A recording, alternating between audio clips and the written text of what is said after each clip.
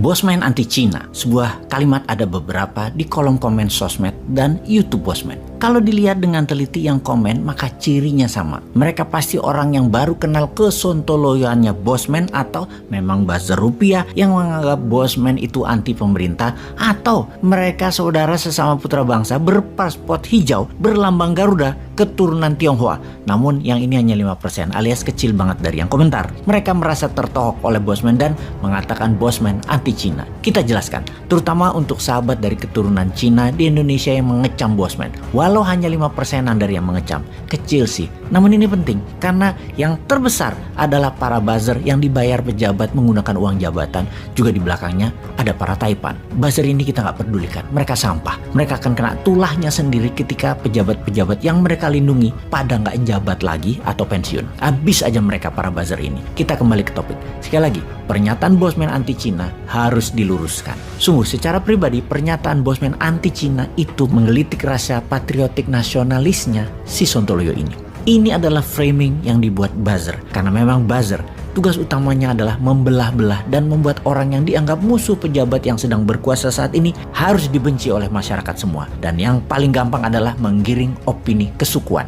Jadi di sini kita menjelaskan beda Tionghoa, Chinese, Cina, dan Tiongkok. Bosman selalu mengatakan dan memilih terminologi Tiongkok dalam narasinya karena sungguh Bosman ini anti cara Tiongkok bernegara dan Tiongkok yang dimaksud adalah negara Tiongkok. Bosman anti strategi luar negeri negara Tiongkok sebagai negara yang menjajah ekonomi sebuah negara, mengeduk bahan alamnya, dikemas dengan narasi seakan ini bisnis murni. Namun sangat setuju untuk Indonesia meniru membangun ekonomi dengan meniru strategi dalam negerinya, negara Tiongkok. Kalau ras, ya gila aja kali kita anti sesama ras. Kita sesama homo sapien. Kita ini humankind. Kita ini pro-life. Sungguh, Bosman tidak anti ras Cina atau Tionghoa. Apalagi kepada sesama pemegang paspor hijau berlogo Garuda Pancasila. Berkali-kali Bosman mengatakan hati-hati dengan strategi negara Tiongkok dengan obornya. Hati-hati dengan soft powernya negara Tiongkok. Itu harus, sekali lagi, hati-hati. Karena kalau tidak hati-hati dan tidak paham geopolitik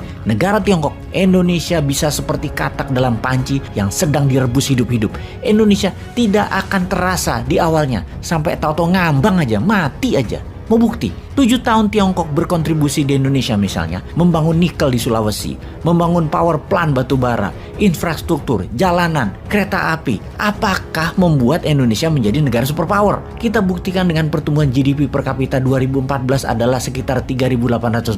Sekarang 4.300 alias hanya naik 12% atau tidak sampai 2% setahun. Mana katanya membuat Indonesia makmur? Makmur itu kalau GDP per kapitanya di atas 12.800 atau 15.800 GDP per kapitanya seperti Tiongkok, atau sekalian aja $60.000 GDP per kapitanya seperti Singapura. Oke, maaf kita tidak membicarakan lebih jauh hal ini ya. Kesannya pejabat sekarang tidak bisa membangun dan serba salah di mata Bosman.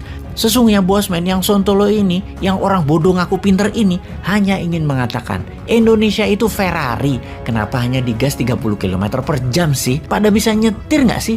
Sungguh banyak cara untuk membuat Indonesia berdaulat dan hal itu yang dibengok-bengok oleh Bosman. Dari teori sampai praktek yang dibuktikan walau skala kecil-kecilan di usaha pribadinya Bosman. Nggak pakai uang negara, nggak pakai uang Pemda. Itu yang bikin gregetan. Yang kalau begini-begini aja, 70 tahun lagi baru jadi negara kelas menengah yaitu 12.800 GDP per kapitanya. Keburu negara lain nyusul. Kita terus aja di ranking 15 dari 20 negara seperti saat ini. Ini kalau boleh misu-misu marah-marah nih ya, Bosman akan komen, ngapain buat sarana jalan isinya barang asing, buat jembatan isinya asing, jalanan asing, mobilnya asing, bahan bakarnya import. Harusnya buat dari lokal, isinya jalanan lokal, mobilnya SMK, minyaknya dari BBM lokal, semua lokal dong. Nah, mulai deh kalimat ini pasti akan jadi pro kontra. Wes jangan diterusin, banyak yang sumbu pendek. Kita balik menginformasikan, kalau mau jadi negara superpower, Indonesia harus menjadi pemain global dan Indonesia sekali lagi harus menjadi raja di kawasan. Indonesia harus jadi sponsor country, menjadi negara pengendali.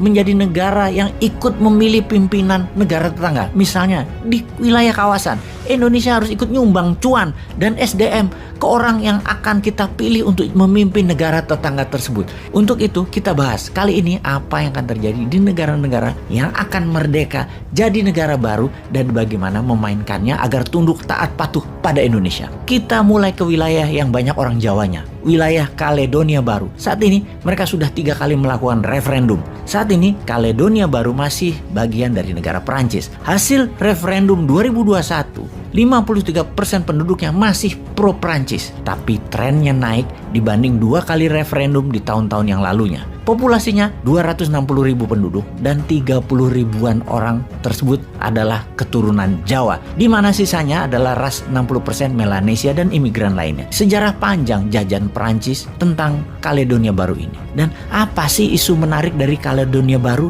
Perancis telah mengambil setengah cadangan nikel di negara tersebut hingga saat ini. Dan gerakan pro pisah dari Perancis yang akan referendum di akhir tahun 2022 ini adalah disponsori oleh Tiongkok. Apa yang Tiongkok inginkan sama seperti Perancis. Tiongkok mau ambil nikel yang cadangannya sangat besar. Bahkan dikatakan bisa sampai kebutuhan 1/4 dunia adalah dari Kaledonia Baru. Satu lagi wilayah yang tak kalah menarik. Karena negara-negara Pasifik adalah negara-negara kepulauan. Daratannya memang sedikit, namun gugusan pulau-pulau tersebut membentuk kekuatan laut yang luas. Wilayah yang kita bicarakan berikutnya adalah Bougainville, dekat Solomon Island. Kepulauan Bougainville ini dipaksa masuk bagian dari Papua Nugini, yang mana Papua Nugini dulu sekitar tahun 1890-an dijajah Jerman, kemudian 1914 diambil oleh Australia, lalu diambil oleh Jepang di tahun 1942, lalu diambil Amerika, lalu dikasih balik ke Australia, lalu oleh Australia di tahun 1975 Papua Nugini diberikan kemerdekaan dan Australia menjadi negara pelindungnya. Kepulauan Bougainville secara geopolitik menjadi bagian Papua Nugini. Namun sejak tahun 80-an protes mereka dan ingin lepas dari Papua Nugini. Gerakan separatis ini menguat, namun di tahun 2001 terjadi perdamaian. Perdamaian semu tentunya, hingga akhirnya ada referendum di tahun 2019 kemarin. Keputusannya, 98% masyarakat ingin lepas dari Papua Nugini. Bougainville di tahun 2027 berdasarkan referendum 2019 akan menjadi negara merdeka. Yang hebatnya, sebuah pelabuhan laut besar penangkapan ikan sedang akan dibangun di sana oleh siapa lagi kalau bukan Tiongkok. Sahabat, semoga paham. Indonesia ke depannya harus bagaimana kalau mau menjadi global player. Sekedar mengingatkan, 2 negara baru tadi tetangga kita yang jauh dari mainland Tiongkok. Dan apalagi ada 5 negara baru lainnya yang akan kita sebutkan sebentar lagi. Jangan-jangan Indonesia hanya bengong doang, wondering what happened, aya naon.